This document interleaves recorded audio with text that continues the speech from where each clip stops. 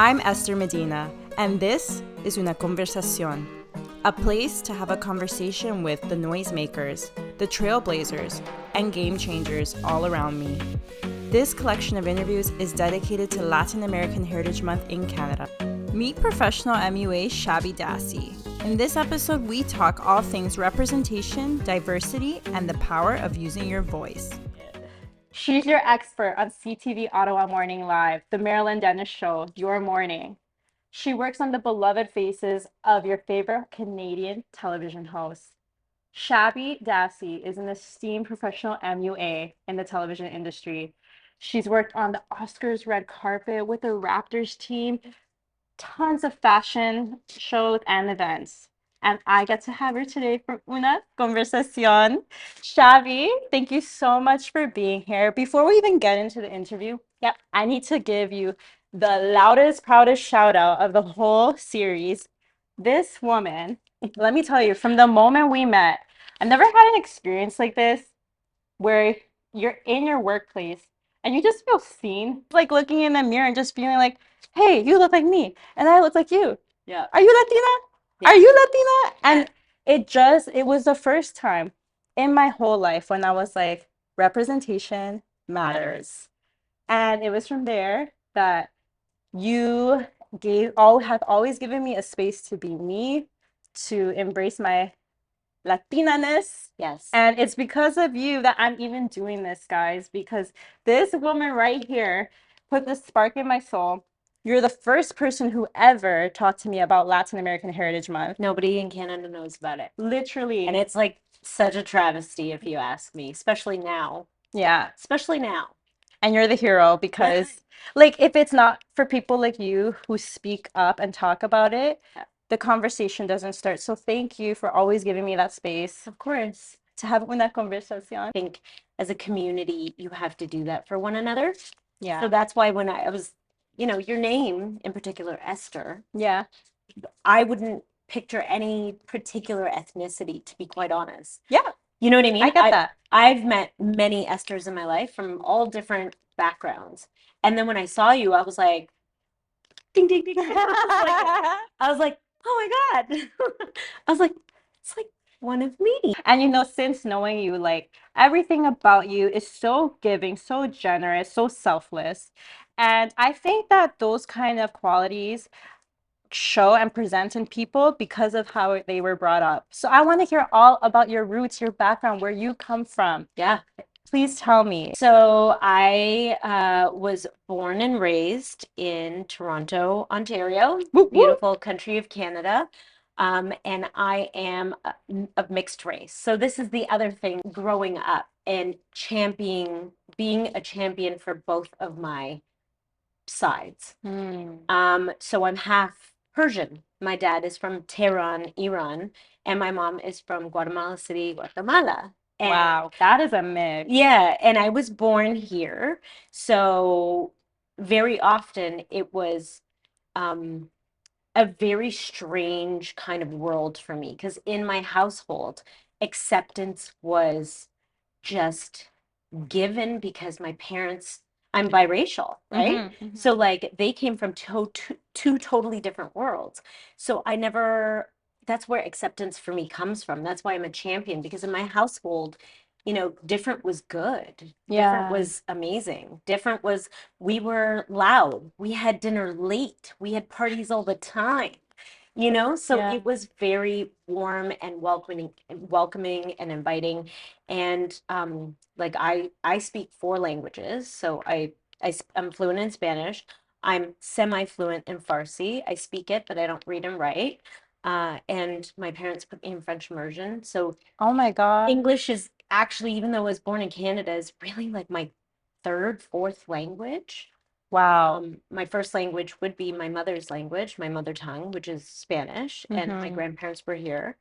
So it was such a interesting upbringing because when I went to school, nobody looked like me, nobody sounded like me.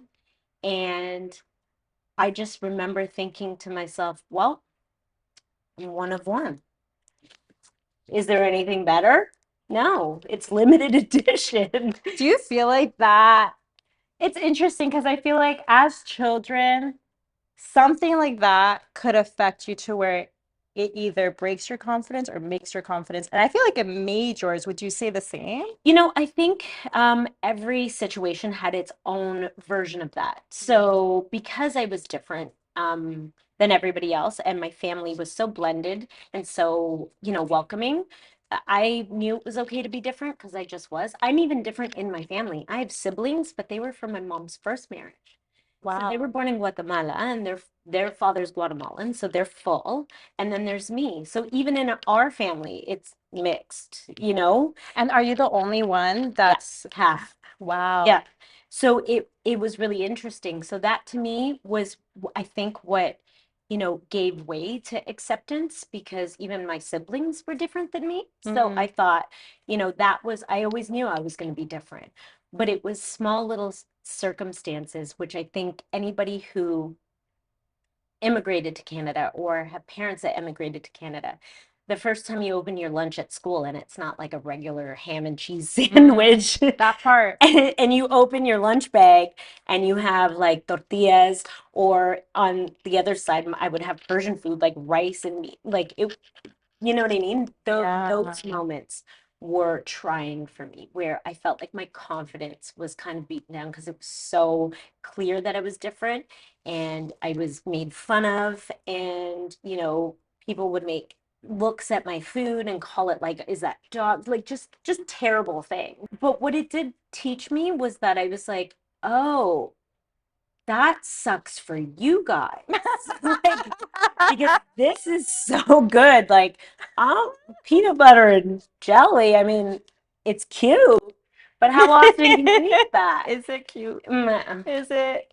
so there were moments that my confidence was knocked down being so different. And I think especially in Canada, like our differences are celebrated now.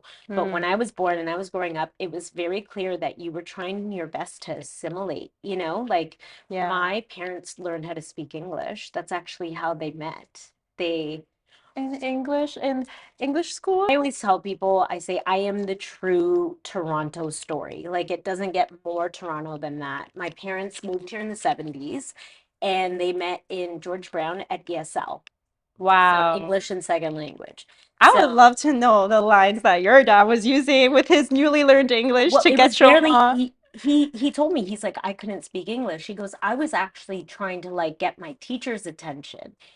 And yeah, Oh, and he was like, the teacher said, I have just the girl for you. And he's like, and then, she introduced me to your mom, and she was like this petite, short, small woman with long, dark hair. oh my And God. he's like, and A then goddess. yeah, and he's like, and we hung out once, and then she invited me over for Christmas. Now, in Persian culture, there is no Christmas. My dad's not Muslim, but there's no such thing. It's not a Mm, Catholic and or Christian country. mm. So she invited him over, and as many Latinos know, Christmas for us is the 24th at midnight. So Santa, 25th? yeah, No. it's not that the whole sleep and open your presents, like we're waiting till midnight on the You tell 24th. them. So she invited my father over, feeling so bad for him because like, oh, he has nobody to spend Christmas with. And my dad was like, to me, a man who didn't know what Christmas was, this woman was inviting me over at midnight. True. I never thought about how that could come off. Culturally it's so different. So he's like, I showed up and he's like, I looked good. He goes, I like brought some flowers. He goes, I was nervous. He's like, but I was excited because, she's beautiful. And I was excited to like, she's inviting me over. He's like, and then she opened the door and your entire family, like my side of my mom's, All so the mis cousins. abuelos, mi tia, like, like all of them were there, mis primos, like all of them, because I'm the youngest in the family. Yeah, he's thinking it's gonna be an intimate event. Yeah, he's thinking it No. might be dinner, maybe a little sleepover. And she opens the door, and the entire family is there for Christmas dinner. And he was like blown, and he was nervous, and he didn't speak the language, and he was just like, True, he was still yeah, they didn't learning. speak each other's language, and he just sat there and he ate dinner with them, and then he was just like, oh, these are the people. Like, Yeah. these are like, because they're so warm, so welcoming. And everybody kept saying, so my mom tells me this, her side of the story. She's like, and everybody kept saying, like, no lo mires, like, don't stare at him, right? Don't make it feel. Exactly. So that's really how my parents got to be. And I love that story because I think it just shows that language isn't even a problem. Yeah. Acceptance is really where it comes from. And I think that's why I am such a champion of my background, my ethnicity, sharing it with people, making sure that everybody knows that, representation matters. I didn't see me growing up. The Mm-hmm. closest I had was on basically on the network, we worked in like Much Music and all of that stuff. Like, there would be hosts that were of Southeast Asian descent Wow. or like Caribbean descent, and that was the closest representation I had into what ended up being part of my future. So it's Mm-hmm. all I had to look towards because, Latin television didn't exist in Canada at the time. Yeah. And most of my family lives in the US, and their story is very different because there's so much representation there. It is a very different life there. And it's to the point where I sometimes wonder what our interests would look like, especially in the industry we work in.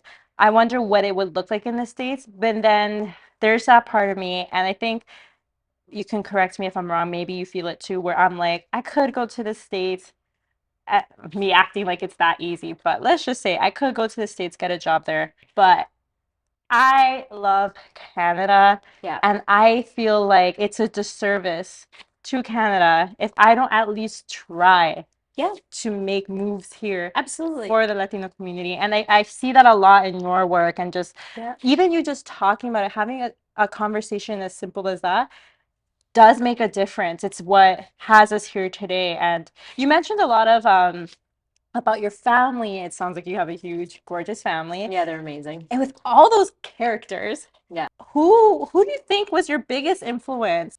It's an interesting question because I would, initially I think my father, I'm very much, that idea of like daddy's girl and all that. Like, I'm 1000% my father. But Mm, growing up, people used to ask me all the time when I would tell them I'm of mixed race, they would ask me, "Oh, what are you more of?" interesting. And I always found it a fascinating question because I I'm completely both. Wholly both. I'm not 50-50. I'm 100% Persian and I'm 100% Guatemalan. So it was always interesting. So my father really influenced me with his work ethic. He was an entrepreneur. He started his own food company and brand. Wow. He named it after me.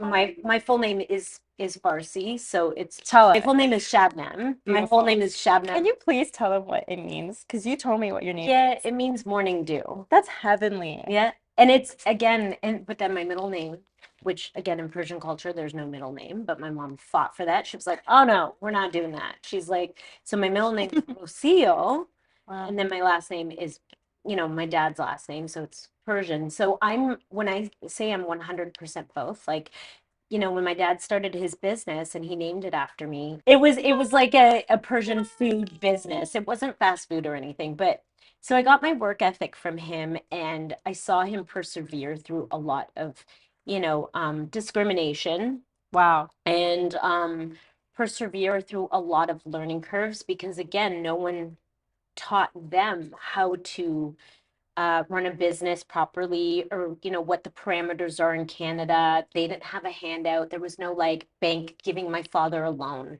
Like they weren't, we were a young family Hmm. and there was no assets because you immigrate to Canada. It's not like he came here and he owned a home right away. Yeah. So he wasn't able to get bank loans and my mom had a part-time job and there was three, kids. So I would say my father, but also watching my mom be so different than my father's side of the family. In Persian culture, women are very strong, but it's a different role that they play. Hmm. And my mom was so never gonna be that. Like she was outspoken, she was fiery, she was going to tell you how it is. Yeah. And watching that dynamic for me really shaped me. And I would see my mom or my grandma really fight for their space. Like they never let anybody kind of, even butt in front of them in a lineup. Like my grand, Mm. oh man, it happened once. Somebody like went in front of us, and I'm telling you right now, I've never been so embarrassed as like a young girl. Like I was probably 10 years old, and my grandmother fully took off her chancla. And when I was like, oh my God.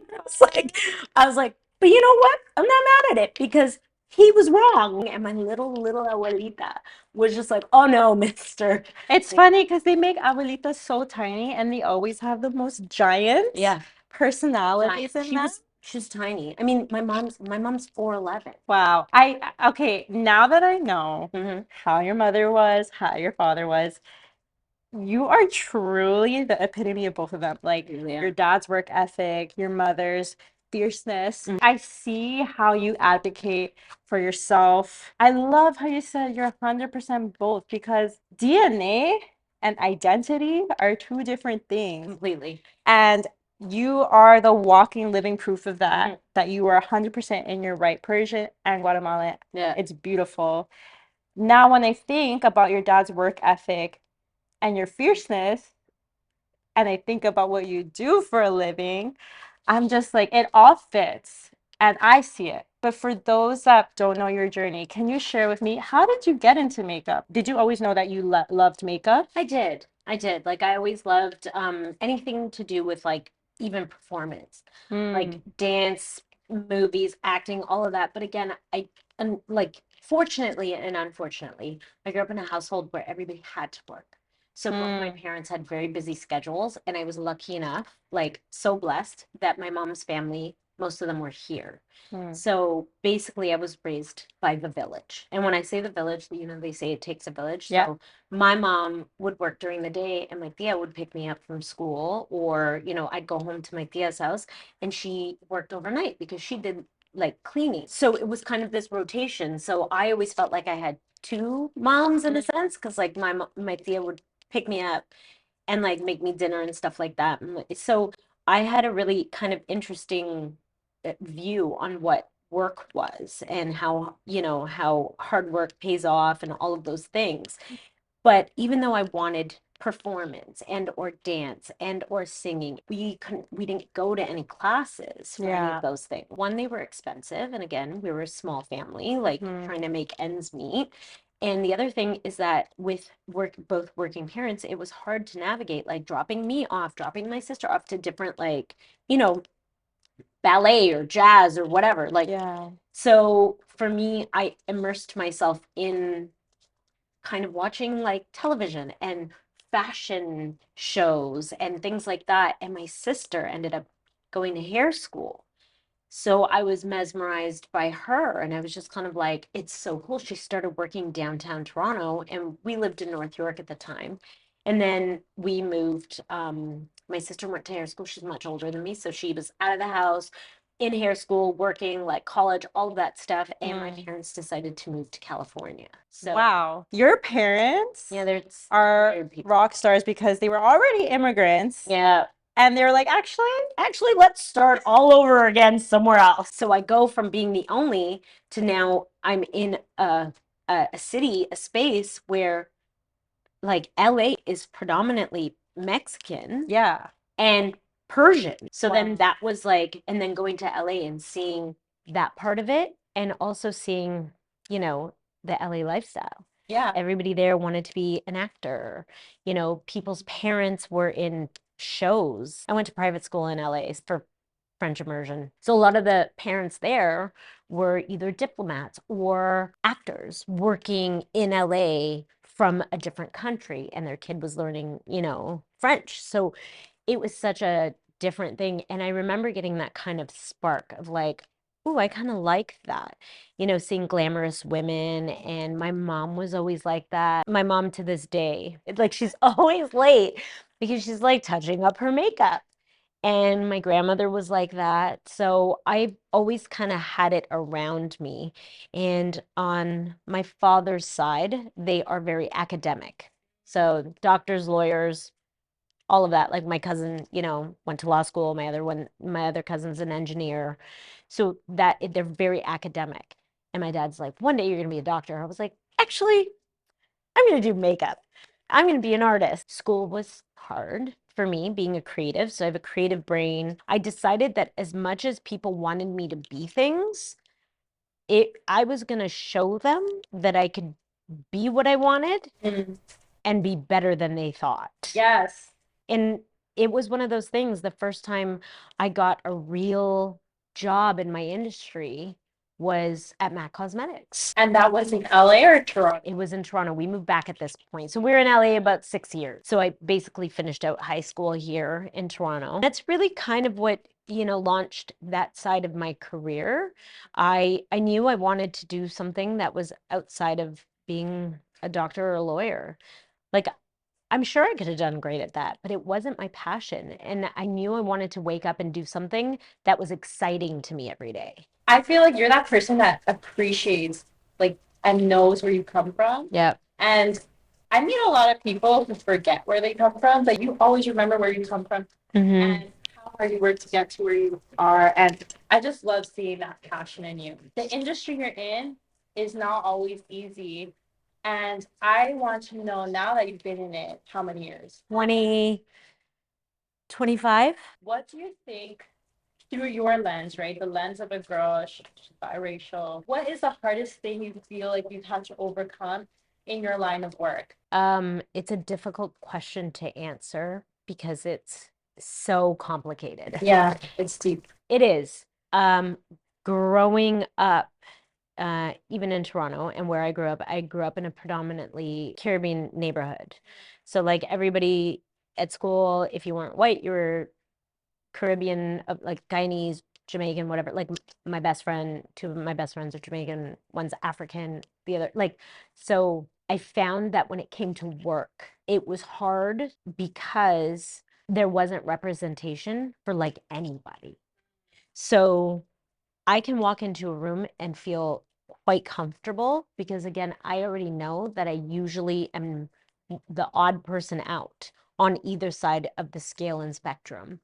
But when I first started my career and I was the most ethnic in the room, was really difficult. It was hard because I felt like people looked at me to represent all ethnicities. I had a great friend tell me that, Esther, it's okay if you don't know everything. And I think that a lot of minorities go through this where, like, if you're the only minority in your workspace, in your school, in your friend group, it's easy to become that token. And it feels like this overwhelming pressure because it's like, why do I have to have it right? That word, like, to tokenize or be the token, for such a long time, especially with my Black friends, there, that was a word that I had heard before because they had kind of taught me what that was and what it meant.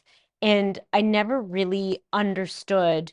I just, like anybody says, you never really understand until it's you. And when I tell you right now, the rise of people going to all inclusives and like all of a sudden loving Latin music, and everybody's just like, oh my God, I just went to Mexico and there's this song. And I'm like, I don't know the song. And I realized what it was to be tokenized.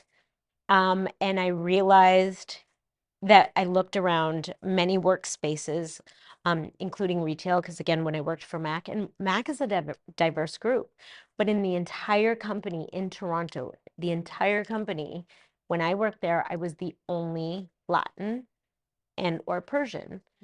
And even though they embraced, all ages, all sexes, all races, like that's their motto. When somebody would come into, let's say, a retail location, I worked at Yorkdale. It's a really big hub. A lot of people come there that travel from so they would come in speaking Portuguese and they'd be like, Shaby. And I'm like, what? And they're like, oh, there's somebody here. And I'm like, I I don't speak Portuguese. Nah. All the time. That's when you say, I'm taking my break. Yeah. They'd be like, oh, there's a lady here and she wants something and I don't understand her. And I'd be like, okay, why don't you understand? They're like, she's speaking a different language.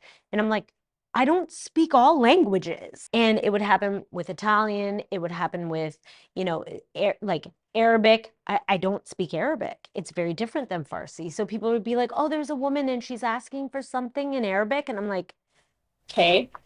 also feeling like I wanted to not be a problem, right? Because you always hear that, there's that, again, that token, Latina with the attitude, or, that she's feisty or fiery. I would just go over and try to make it work. And I would try to understand Portuguese. I'm glad you're sharing that experience because I feel like a lot of people go through that and never talk about it. And it happens a lot more than And you would ever know. it's true. And it translates. It's like a micro thing that people don't realize. It translates in different ways, like in what I do as a makeup artist, right? So when you're a makeup artist and you're one of the only ethnic women, and somebody comes in that is also ethnic, they could be a completely different background or whatever, and they walk into a space, whether it be a television makeup room, like a set, whether it be a fashion show, whether it be a retail location, you kind of look to the person that might kind of look like you. Yeah. Because you maybe had an experience before that wasn't great because the person didn't know. So like that's what I mean by even in my work, sometimes I felt like I had to represent all because I would very often be one of the only women of any ethnicity, like in these in that space. And I recently got it on a particular, I was working on a production. I'm not going to say who, what, where, when, but there was a girl, and I had to do hair and makeup. And she walked in and she had curly hair. And I naturally have curly hair. Like you've seen it. It's like big, crazy curls. And often for work situations, I wear my hair straight. And we can get into that in a minute. So anyway, she walked in, my hair was curly. She saw me and she's actually Egyptian. And the minute she saw me and she had curly hair, she like looked at me and she was like, and I was like, yeah, I just knew you were gonna get her. yeah. And I was like, don't worry, I got you. So she came and she's like, oh my God, the minute I saw your hair, she's like, she goes, I was nervous. I brought all my own hair stuff, all my own makeup, and I was just like, I know. I'm like, I know. And it's hard because I see more diversity now. I personally like to be a voice for that. And I think sometimes people might take it in the wrong way when I'm like, hey, our space should look like the city around us. Amen. So if you love to run outside and grab a shawarma, there should be somebody on your team that literally knows what that is. And so I think it's really important.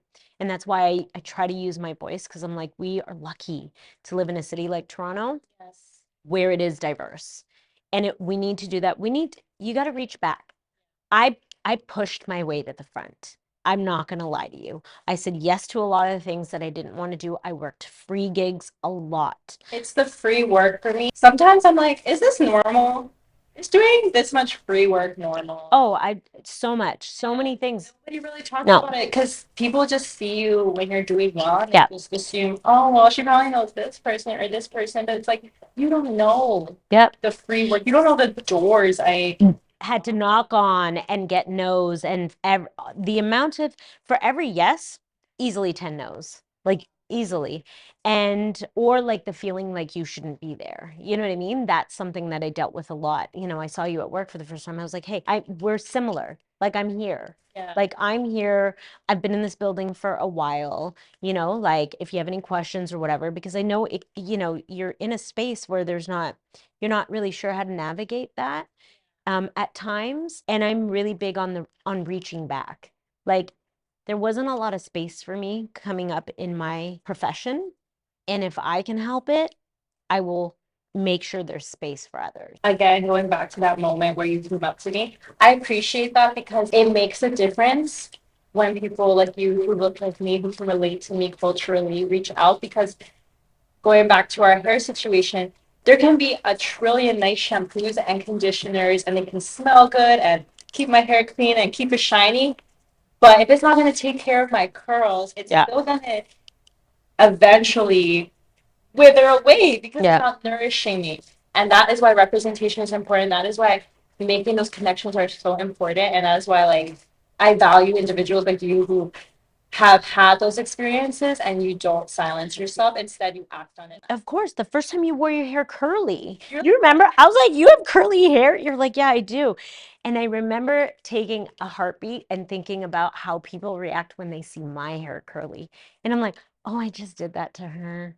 I was like, whoops. We can't help it. Yeah. And you also do it through experience. I think for me, I wore my hair curly my entire childhood, basically my entire life.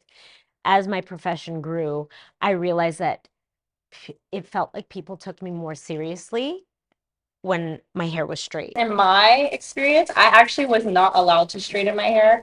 I would get my phone taken away if I straightened Really? my hair. My mom was adamant that I was destroying my hair to try to look like someone that I'm not. And then I used to sneak, straighten my hair, put on a hoodie, and leave the house because I felt like my curly hair was ugly. I felt like it was too frizzy, and I just had it straight. I would look clean. And isn't it amazing? And then when you wear your hair curly, people think it's the most incredible thing. My household was different. Like, they were pretty good at celebrating, like, me doing whatever I want. I had pink hair at one time, whenever. Like, I was really a rebel. My parents were just like, we give up. Like, we just give up.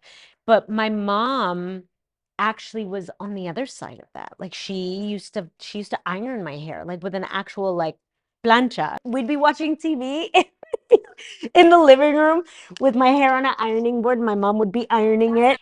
So for me, it's not that I thought my curly hair was bad. I realized I got a different reaction and different attention. yeah.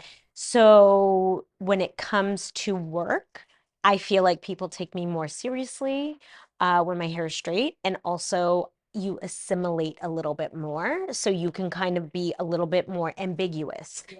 I mean, yeah, so like they're not really sure. I could be just about anything. The minute my hair is curly, also, can we just talk about, like, why do people, like, strangers think that they can touch you because your hair is curly? Like, literally, I've been out and I've had somebody I do not know. It happens all the time, and they're like, I'm like, is your hand in my hair?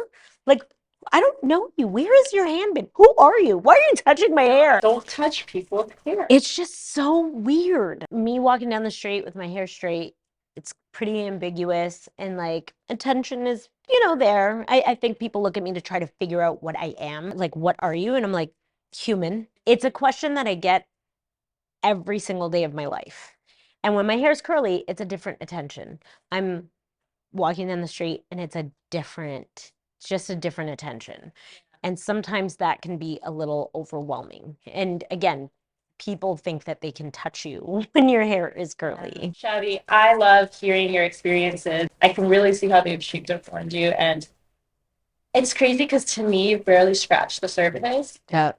I know this is a big question. When you think about the legacy you want to leave behind for yourself and for those after you, what does that look like to you? I thought I had accomplished my biggest goal, proving to myself and my family that choosing the career and the life that I did was lucrative. I was 29 and I bought my own house. And I did it without the help of my parents. I did it with nobody's help. The bank barely wanted to help me. They were like, who are you? And you do what for a living? No. And I thought that was it. I thought that was, like, going to be like, oh, I made it. I showed my parents, again, being immigrants, it took them years to buy a house. I mean, I was probably, I don't know, like maybe 19 by the time my parents bought a house, or maybe a little younger, 15. So it took them a really long time. So I thought I had accomplished that. But I realized in that none of it had to do with proving to anybody or proving to my parents or the dollar value attached. I think for me, the legacy I would like to leave behind is that regardless of how you started, regardless of your beginnings, you can really do whatever you want. And acceptance is the key. Like you have to give space for everybody to be who they want to be. And I would never want to work in a space or a world or live in a city where, you know, only one kind of person existed. Like my favorite thing is and this is probably the wrong thing to say, but I'm like the weird people. I love weird. I love different. It's what ignites me. So like I think the legacy I would like to leave behind is like acceptance. And again, there isn't really a limit. Like I don't want to say, oh, you're your own, you know, limit and you know, sky's the limit. It's not that. It's, you know, I was pretty much told my entire life that there was only one way to do things. You know, I was either going to be a stay-at-home mom, kind of like my tias, and my mom had a part-time job, but really, or, you know, I was going to be a doctor or a lawyer. I think forging my own way and doing it on my own, and without like a husband or without, you know, a partner or without, I think that's the legacy, is that like you can do these things with or without, like you are going to be your biggest advocate. You have to be your own advocate and you have to be okay with being one of one. Shaby, this was amazing. And it's funny because I feel like you get so deep so easily, and it's because you're not afraid to be vulnerable. Thank you for being vulnerable. Of course. Of course. After getting so deep with you, I do have one last thing to shake you up. Okay. It's a rapid fire this or that. Ooh, let's do this. I'm nervous about this one because I feel like I'm going to pronounce some things wrong, but that's okay. I tried my best to find Persian items for this one because we have a beautiful mixed queen right here. So let's do it. Are you ready? Yeah. Kebab or tamales? Tamales. Zereshek polo? Zeresh polo. Or arroz y frijoles? Ooh, arroz y frijoles. And yeah, and I'll tell you why. I'll just tell you why briefly. I love Persian food. Zeresh, I have to. Zeresh is actually a berry and it's tart. It's actually kind of sour. So my entire family on my mother's side loves that one. And I'm like, it's too sour for me. Like, it's rice. It's not supposed to be sour. Oh my gosh. Yeah. This one is a toss-up. It's 2 songs. Okay. Gentleman or Gasolina? Ooh. Gasolina. Beauty blender or brushes? Brushes. It's a kind of unfair question because for myself, I would use a beauty blender. Well, Shaby, thank you so much. This was Una Conversación with Shaby Dassi. I love you, girl, and till the next one.